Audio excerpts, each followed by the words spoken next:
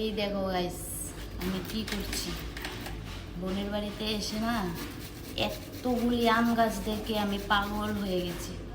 মানে কি করব, এত এত আম, এত গাছ, কি বলবো আর। তো দেখো আমি এতগুলি আম পেড়ে নিলাম।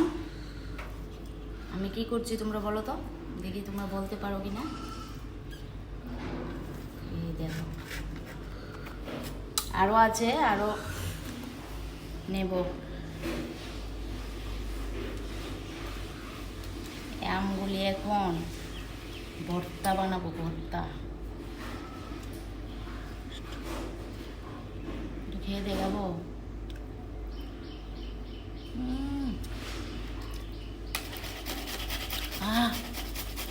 চুকা ভর্তা বানিয়ে খেয়ে দেখি কেমন টেস্ট লাগে। তো তোমরা কে কে খাবে চলে